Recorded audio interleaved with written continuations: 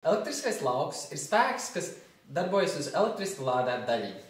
Elektriskā lauka potenciāls ir veids, kā aprakstīt šo lauku, izmantojot enerģiju, nevis spēku.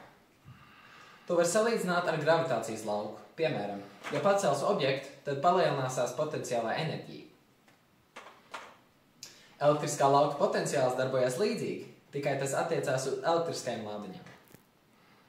Elektriskā lauka potenciālā starpība, ko bieži sauc par spriegumu, apzīmē ar V, ir enerģijas starpība starp divām vietām elektriskajā laukā. Piemēram, baterija rāda spriegumu starp pozitīvo un negatīvo polu. Šo enerģiju var arī uzglabāt kondensatoros, kur uzglabā enerģiju elektriskajā laukā starp divām plāksnēm ar atšķirīgu potenciālu. Izskatās apmēram šādi. Elektriskā lauka intensitāte ir spēks, kas darbojas uz vienu pozitīvo lādiņu vienību elektriskajā laukā. Tomēr visbiežāk voltos uz metru, un formula ir šāda. Elektriskais potenciāls ir enerģija uz vienu lādiņu vienību, kas nepieciešama, lai pārvietotu lādiņu noteiktā vietā laukā. Tomēr voltos, un tas ir saistīts ar intensitāti, jo intensitāte ir potenciāla izmaiņas attiecībā pret attālumu. Īsumā intensitāte raksturo spēka lielumu un virzienu, un potenciāls raksturo enerģijas stāvokli noteiktā punktā. Mums ir jāaprēķina uzdevums, kas ir, mums ir dot šādu lielumu.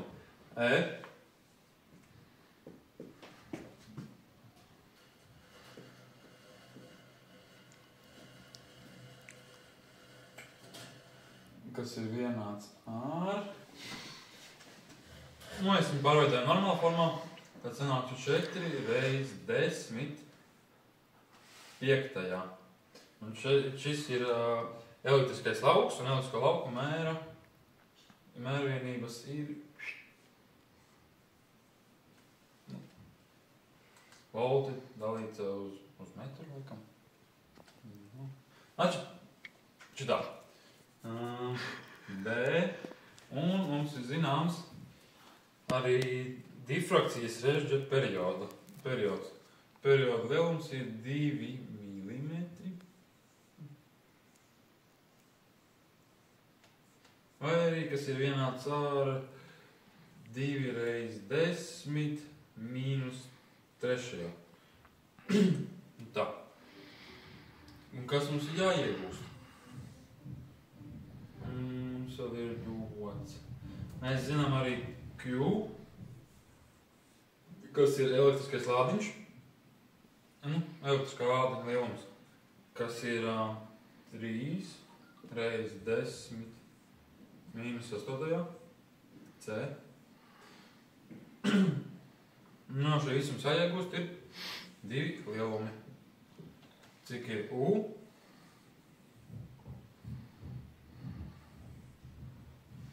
U ir spriegums. Un cik ir kāds darbs tiek paveikts. Kā mēs šo varam izdarīt? Sāksim ar U. Mums ir formula, mēs zinām formulu, kur U vienāds ar E reiz D. Liekam iekšā skaitlis.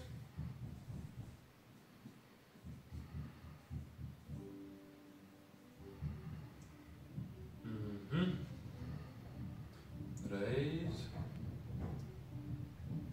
2, 10, mīnus 3.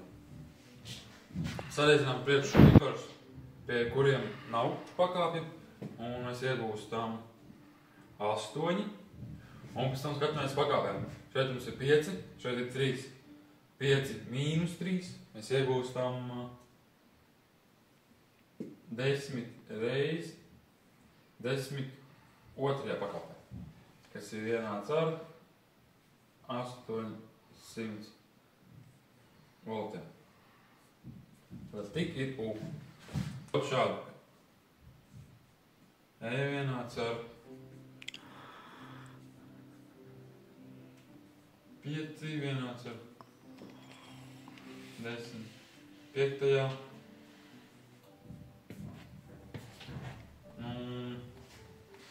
mums ir dots D1, kas ir 2 mm.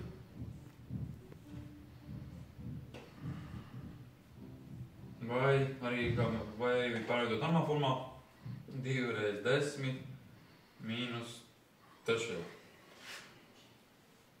Jā, tāda mums ir dots D2. D2, kur ir 1 milimetrs, kas vienāds ar 1 reiz 10 mīnus 3. Un mēs zinām arī lādiņu. Lādiņš ir apzīmējumā Q mazo, kas ir 3 reiz 10 mīnus 8. C. Kas mums ir jāprēķina? Jāprēķina A. Darbs.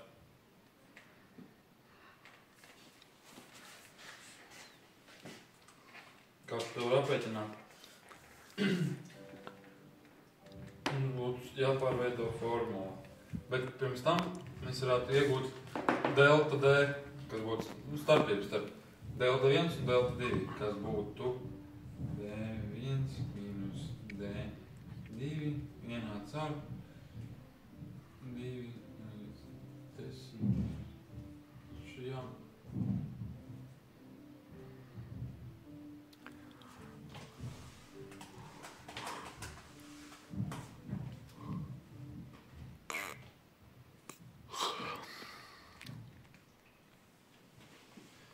Vienāds ar 1 reiz 10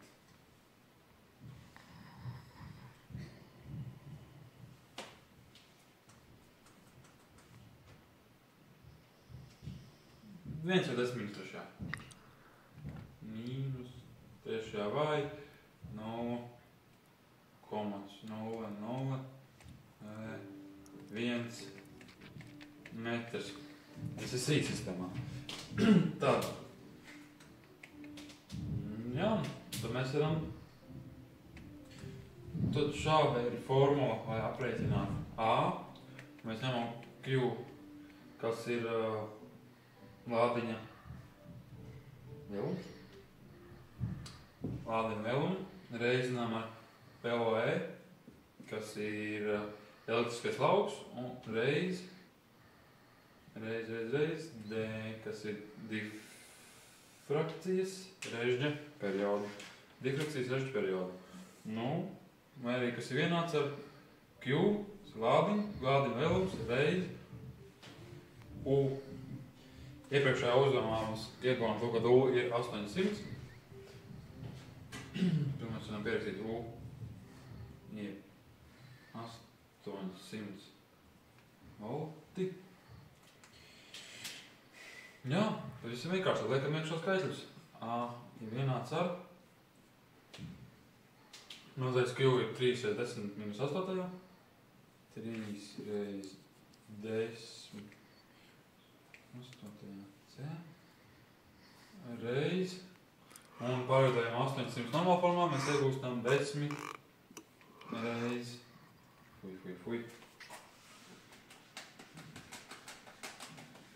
Mēs iegūstam 8 reiz 10 otrajā. Jā. Maņemam pakāpes. Kā es teicu pirms tam, salīdzinām nekā parastos skaitļus, kas ir būs vienāds ar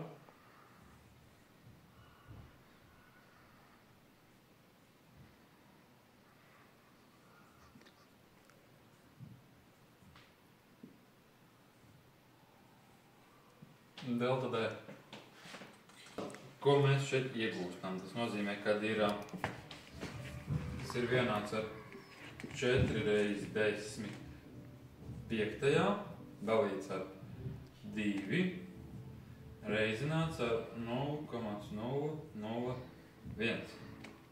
Tas ir vienāds ar 200 voltiem. Lūk tā. Un Un tad pavisam vienkārši. A ir vienāds ar 200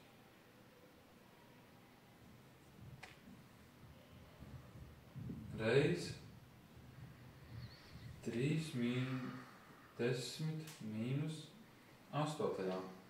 Vienāds ar 6 reiz 10 mīnus 6. Kā mēs ieguvām 200 reiz 3 ir 6. Un šeit pakāpi nav, bet ja mēs pārvietām normālā formā, mēs iegūtu 2. Tad tas ir 2 mīnus 8 ir 10 mīnus 8 pakāpē. Un šie ir džouli. Darba mērenība džouli. Jā, paldies.